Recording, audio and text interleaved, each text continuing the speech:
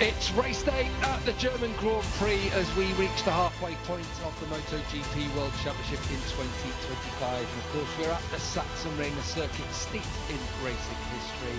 Famous, of course, for its tight and twisty nature, and all those lefts which have worked for Marc Marquez in the past, they work for him in the sprint. Can anyone stop the Spaniard here today?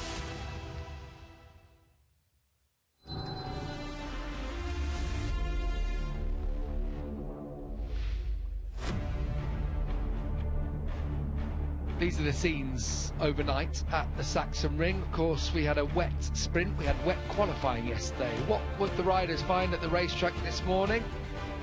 There's still a damp track after some more overnight rain, but it has stopped raining.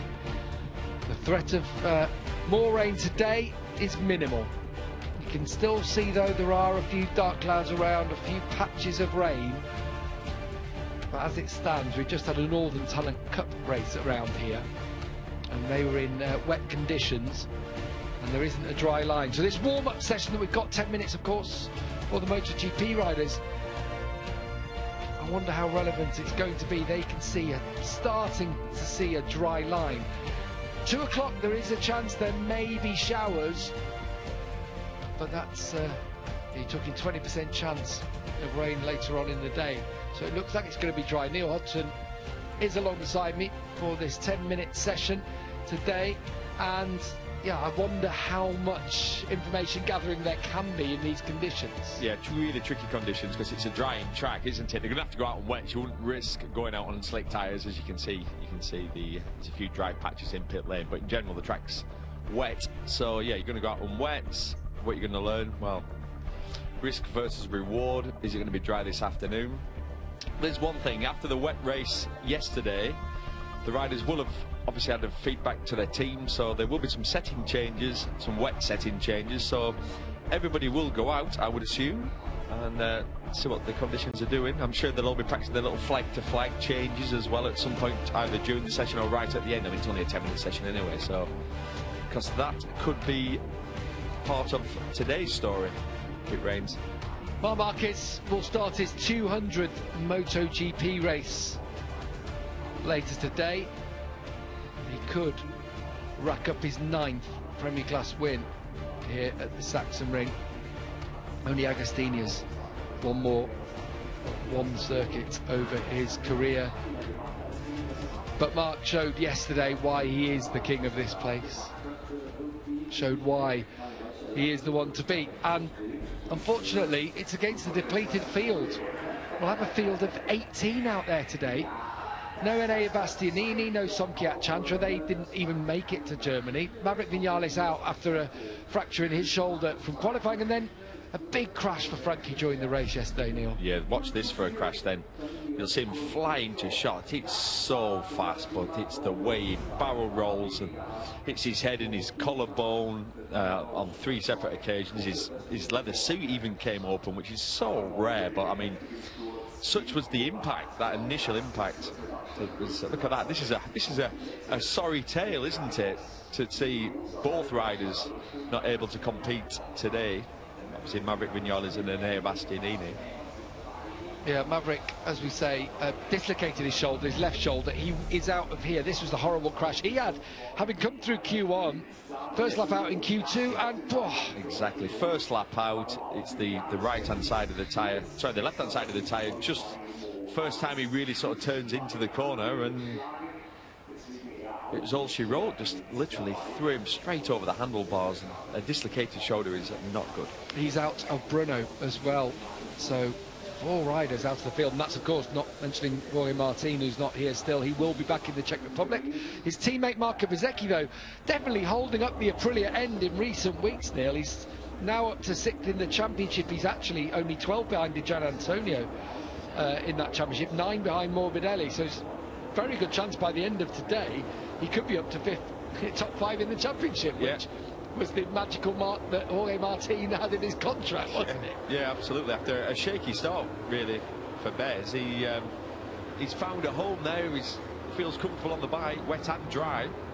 It was very impressive yesterday. Controlled the race from the front, and it looked like he did almost do enough. He got passed at the start of the last lap by a man who risked everything. He was almost annoyed at himself after the race. He was sort of laughing to the journalists, saying, sort of told myself that second place was enough, but there was a point in the race where the gap came down on two consecutive laps, and it just gave him enough of a, let's say, a sniff of like, do you know what, I might just be able to get this one. Is that a bit of rain in the air? There's a couple of spots of rain. As we say, there are showers about still. You could see from the wide angles, couldn't you, the few dark clouds, but it'd be very localised. We looked at the long-range forecast for later in the day, and there is a possibility of more rain around 2 p.m. And as you can see, yep, this is what we could have throughout the day. This is interesting, not just for now, for this warm-up meal, but we were talking about for Moto3, weren't we? Scott Ogden, of course, starts from pole for Britain in that race, which is coming up in an hour and a half, just less than an hour and a half's time, actually. In just over an hour's time, they'll be on the grid. And who knows what we're going to get. You can still see patches of water out there. This track is slow drying. It's not very breezy. There's not a lot of wind, and it's cold. Yeah, it's cold, but you can feel the humidity as well, so it's certainly not, it's not drying fast. So there's one thing, as you can see, drops of rain on the screen, so like I see, there's a bit of drizzle. I want it to rain now, because I'd like a wet Moto3 race. Scott started from pole position, fast in the wet, consistent. He was fast in the dry, actually, as well. There you go, they're practicing the flank to flank. This is perhaps the most important thing they can do in this session. Sort of is, yeah. And they might scrub a brand new set of wets just so they've done a lap on them. It's more psychological than anything else if you speak to any tyre expert, but if you just do a lap on a set, you feel like you just take that brand new seal, it's a slight shine to the edge of the tyre off it, and then at least in a flank to flank scenario, if you're jumping on from slicks to wets, you feel like you can genuinely attack from the first corner rather than just waste a couple of corners. They're all on the medium tyres. Well, actually, I'd say that now. Alex Marquez just got out with a soft rear, as has Alex Rins and Aldeguer. But again, you've got to think that the medium tyre, especially if it's like this kind of rain, yesterday there was spray coming off the bikes, not here, and so you're going to need the medium tyre underneath you. But what we also saw from Johan Zarco and from other incidents throughout the weekend on that medium tyre, you've got to, the medium wet tyre that is, you've got to give it time to warm up. Yeah, absolutely. Especially on the rights. I felt sorry for Zarco in the race. He rode so well in qualifying, went through Q1, qualified second, got a good start, and then was just a sitting duck. It was always going to be a risk. It was a bit of a, oh, I thought trying to crash then. It was a bit of a hero or zero. It was like there was only 2 riders I think had gone for the medium wet tyre, and it just took 4 or 5 laps to really get up to temperature, and by then Zarco was 10 seconds behind. Which, if the conditions are similar to this, if there is a bit of a sprinkle around, it means that where is Marc Marquez most vulnerable? In those early laps. And if there isn't the feeling straight away with that tyre, it does give encouragement to the rest of the field. Yeah, it's his only weakness, but it is a slight weakness. Fabio Quartararo was great yesterday, wasn't he? Held off Fabio Di Gianantonio for a podium, first podium of the year in the sprints for Quartararo. Yeah, it's podium in 2 years, actually. And it all came from the start, didn't it? He got a good start. He qualified on the second row, just managed to hold on to 6th in qualifying. And what a difference that made. Because he got away, got dragged away, was able to circulate at those lap times. Whereas if it had ended up on the 3rd row of the grid, got an average start, all of a sudden you're in the danger zone of trying to battle all those V4s, and it would have been another probably a 10th place finish. So I was really pleased for Quartararo. Johan Zarco right in the money straight away. He's only too familiar with these medium wet tyres now. Rode brilliantly in Q1 to go through, and then again in Q2 to stick it on the front row of the grid, and that's where we'll find him later on today in the MotoGP race. As I say, just 18 riders will be taking part. It's like going back to the pre-CRT, isn't it, when the numbers were dwindling on the grid, but this is all injury and illness, actually. I wonder when the last time there were so few starters. I mean, it's quite rare, isn't it, that we're down to that. There was a time, Michael will remember, it was around about the time when, around 2012, just before you know, we started getting the CRT around there where numbers were down to 16, 17 at some occasions. I'm sure. I wonder what they look. There you go. There's one to throw out there for people. I wonder what's been the smallest starting grid over the years. Well, I wonder. You remember that Mugello race there was? Was that 2004? I was. There was a 6-lap race, the one that was restarted. I wonder if anyone's crashed out of that. You know, there've been a few. I can't remember what the story was. And it got restarted for 6 laps. That's the shortest ever Premier Class race. That one, Mugello. Shaky Byrne was in it as well. Troy Bellis, they were all up to the front, weren't they? Yeah. The front end. I was in it, but I didn't play any part in it. I got a dislocated shoulder. I remember riding around Mugello. That's just what you want, isn't it? Yeah, I remember that was one of those lovely... It's not a physical track. Not even slightly. And it wasn't the physical bike, was it? No, it was the original Desmos Sedici. Very easy to ride. 2003 bike you had in 2004. What was nice is that I think they designed it for the runway, for like drag strip. it went well straight. It was hot as well, wasn't it? Oh, still got scars to prove how hot it was. That feels like a lifetime ago, I tell you. These are horrible conditions this morning. For those of you at home who are, you know, looking and thinking, lap times there. Well, Mark Marquez done a 28.8, and that's with a drying track. I mean, there's risk involved in this. This is the thing. Trying to eliminate it as much as possible. There have been some tweaks, I'm sure, from him yesterday. Yeah. He didn't look comfortable around the first sector. He actually said after the race, didn't he? He said that bsky was much faster than him through sector 1, and you could actually see it. Do you know, it looked like the bike wasn't turning that good, Marks, even though it won. But like almost the setting at the front was it looked too stiff, I think. But still managed to make it happen. Luca Marini up to 6th. Good comeback for him. I suppose in a way, an easing in with a wet race yesterday for him. Says he's still not at 100%, which you can understand after his horrible injuries that he suffered while testing for Suzuka. He went through the crash on Thursday, explained to all the media about what he'd actually done and how the crash was. It just sounds horrible, doesn't it? Yeah, did he have a big slide and end up like sort of picking the bike up, running off the track, and then it's one of those situations... The wall came at him. We've seen it over the years where you have a big slide and save it, and you think, oh, he's done well there. Then actually, no, you've not, because you're carrying a lot of speed, you're in the gravel, and there's not enough runoff. See Senna Aegis yesterday in Moto 2, for example. Yeah, brilliantly well. Well, basically, it sounds like similar to what Senna Aegis did, where Senna Aegis was able to glance off the air fencing. It sounds like Luca Marini went into it. Hit the foam barriers straight on. Yeah, I've hit them foam barriers at Suzuka. Guess what? It's like a mattress, isn't it? It's. Oh. They might as well be concrete. That's what they feel like when you hit them at speed. Absolutely. That was sarcasm, by the way, in my voice, as Pedro Acosta rounds the penultimate corner, the Saxon curve. Acosta yesterday a little bit disappointing after he ran back, still fought his way back to score a single point in 9th place.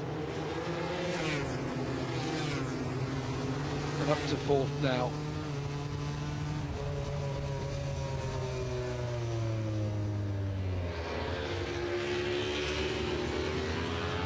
Here is Bez. How much do you reckon, the talk is now that Jorge Martin will be at Aprilia next year. How much does the upturn in fortunes for bsky, do you think that's played in it? I think it'll play a huge part, because as we know, when Martin got on the Aprilia, he's had nothing but bad luck. Every time he's got on the bike, he's crashed it. Also, that first quarter of the season, Marco Bsky was struggling. He was down as low as 12th in the championship, and it's on a factory Aprilia. And I think at that point, and I get it, Jorge Martin's had a clause in his contract, and he's like, I tell you what, if we can get off, if we don't have to continue next year, and there are other opportunities, why don't we explore them? Which obviously they did, and then it appears like there was an opportunity at Honda, multi-year deal, big money. I do get it, I get it. I know a lot of people don't, But then the turnaround happened, and we got to Silverstone, and Marco Bezzecchi won. And from that moment on, looks like they've found a really good direction with that. Oh, really, Joe Zarco running off. Is that turn? Oh, that's the penultimate corner. Yeah. Down into 12. What I will say about Bezzecchi, let's not forget he came off a tough year, low in confidence, and joining a new factory. Nobody jumps on a bike pretty much and is quick, a new bike and is quick straight away. I'm just thinking Marc Marquez jumping on the Ducati last year on a year-old bike, yes, but it didn't come to him straight away, did it? No, not at all. Not at all. No, you're right, it takes a bit of time. And what is difficult is when all your experience in MotoGP has been on a Ducati, which is the best bike on the grid, it's always going to be a shock to the system when you get on a different bike. Well, with Luca Marini 6th and Joan Mir 7th, a few changes overnight might have worked for Honda. Miguel Oliveira into 3rd, who is very much a wet weather specialist, and yesterday finished 11th, so it didn't quite work out like that in the race. So it's an opportunity for people to have had a look at how they're set up in these conditions.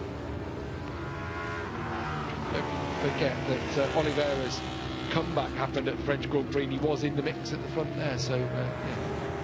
It's a little bit of data gathering if nothing else yesterday. Zarco okay after running wide, he's 2nd quickest after that warm-up session.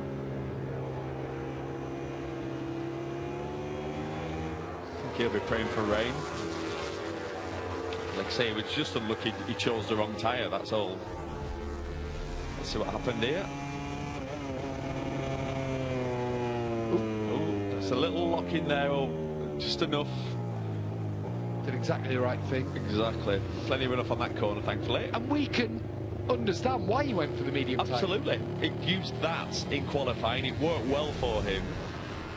And even though it's a sprint race, it's still 15 laps round here, and with that long hanging left-hand corner. But it was hard to see from pit lane, but as soon as the bikes went out on the grid for the sighting lap, or certainly on the warm-up lap, you could see actually there's a lot of lying water. It was a gamble, like I said, it just didn't pay off.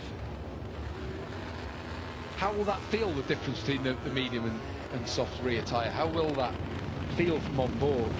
Well, with spin more, or with the medium, if it's not up to temperature, the worst part is off throttle lack of grip. So as you tip into the corner, you close the throttle. When you've got a rear tyre that's not working, that's the compound's just a little bit too hard, it starts to come round on you, and you've no control over that. And you could see it, couldn't you, on those opening laps? He looked so slow, did Zarco. Not the usual bounce from Marc Marquez from bike to bike. Marco Bezzecchi looked up for it. Yeah, Bezzers, that was a really good one. Good practice, wasn't it?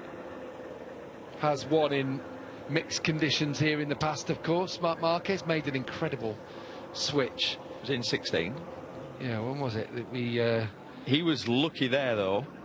And what I'm going to say is, if you remember, in that race, he'd run off the track at 14? Turn 8. There was one in 16 in the wet. Right.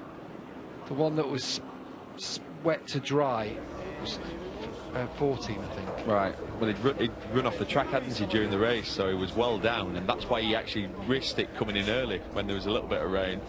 And he was on the slicks. Or was he? Drying it was a drying track, so he switched to the slicks. Slicks, yeah. And raced around, what was it? 3-inch dry racing line on lap record pace. Yeah. There we go. What we're going to see here. Call the cops. As Fabio Quartararo comes back into the bits. Not happy with something again. Frustrated. Diego Gubellini is trying to keep a lid on it. He's that kind of character, is Fabio. He's very much heart and sleeve. Lets his emotions show, but I think Diego's a great character out with it because he is just so straight on the flames, doesn't he? He just he'll let him say faced. Yeah, let him say his bit and then go. Okay. So, what are you doing then? Yeah, so what literally. So was it better or not? This man sounded down in the dumps last night. There were even comments from Claudio Domenicali saying, "Oh, something big is." Or he's saying that Pecco's comments are always about something big being wrong. He's tried a new frame here this weekend. He tried back last year in testing in Misano. He tried it in Sepang at the start of the year.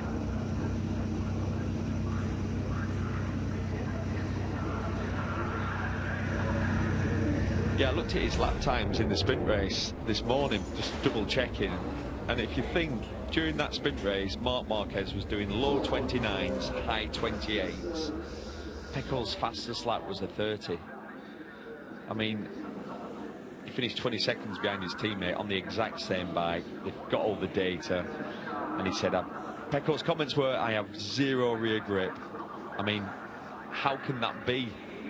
Really? It's and I think you feel like it's slowly changing in that factory Ducati, that they're getting to the point of, well, it's not much more. We're sort of running out of. Well, they're changing a frame for him now as well. Yeah. So, yeah. Anyway, that's all to come later on, of course. In MotoGP, Marco Bezzecchi, will he be able to battle Marc Marquez? We'll find it all out later on. We've got our races coming up, though. In an hour's time, we'll go to Moto3. All the build-up coming next.